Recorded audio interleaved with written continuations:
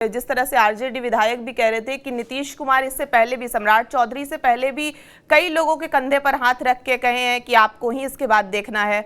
हम तेजस्वी यादव की बात कर ले, या 2023 में उपेंद्र कुशवाहा का भी एक बयान आया था जिसमें उन्होंने कहा था कि जब वो जेडीयू छोड़ रहे थे कि इसके बाद तो आप ही को देखना है। प्रशांत किशोर भी 2015 में उस वक्त भी ये चर्चा हुई थी कि आप मेरे बाद आप ही को देखना है। तो इस तरह से नीतीश कुमार तो लगातार इस तरह के बयान देते रहते हैं। फिर सम्राट चौधरी को लेकर जब इतनी बात हुई तो इतनी चर्चा क्यों तेज हो गई कि अगली बार अगला मुख्यमंत्री सम्राट चौधरी ही होंगे? नहीं, देखिए, मैं कह रहा हूं कि चर्चा करने के अधिकार से किसी को कैसे कोई रोक सकता है।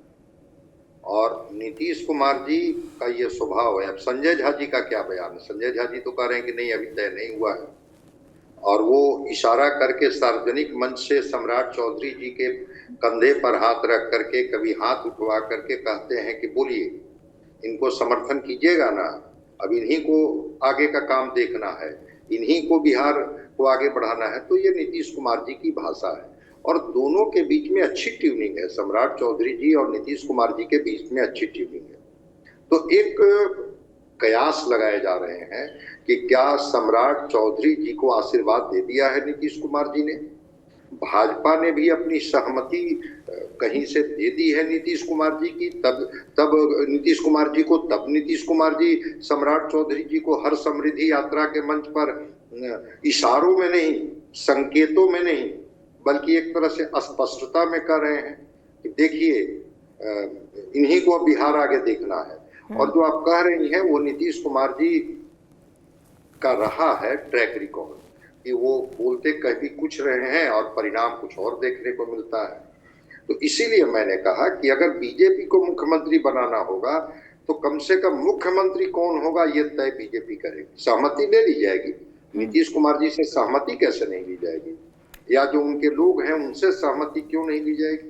ली जाएगी सहमति, लेकिन कोई जरूरी नहीं है कि नीतीश कुमार जी जिनको कहेंगे बस उन्हीं पर बीजेपी मुहर लगा देगी चुपचाप।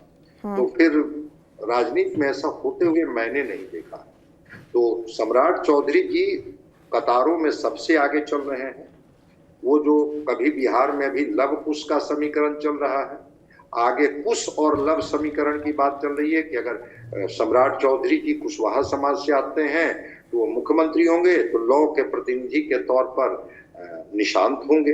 तो कुश और लव की जोड़ी होगी, मतलब लव कुश या कुश लव, बात बराबर ही है।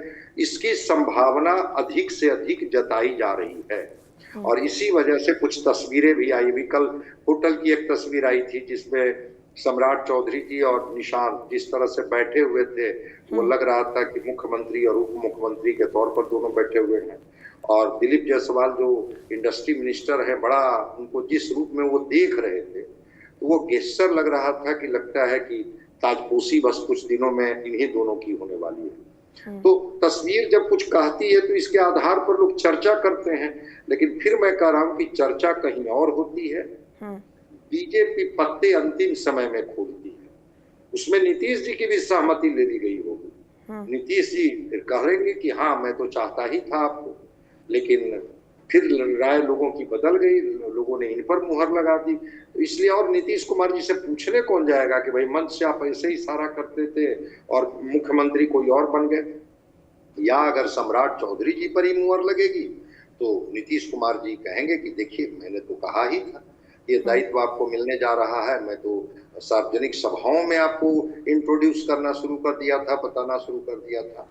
हम लोग केवल संभावना की बात कर सकते हैं, और राजनीति में जो संकेत मिलते हैं, जो इशारे मिलते हैं, उस पर बात करते हैं। लेकिन हाँ, नीतीश कुमार जी सार्वजनिक मंचों से क्या इशारा करेंगे और निर्णय क्या लेंगे, इसके बारे में तो कहा जाता है कि नीतीश कुमार जी ही बेहतर बता सकते हैं कि उनका बायां हाथ को ही जब नहीं पता है दाहिना हाथ क्या करने जा रहा है, तो हमारे जैसे आदमी को क्या पता होगा कि नीतीश कुमार जी क्या निर्णय ले चुके हैं। इसलिए आपके सवाल ये बिल्कुल वाजिब है, थोड़ा इंतजार कर लीजिए ना, देखिए सम्राट चौधरी जी पर ही मुहर लगती है या कोई और नया चेहरा बीजेपी लेकर के आती है बिहार में। बिल्कुल।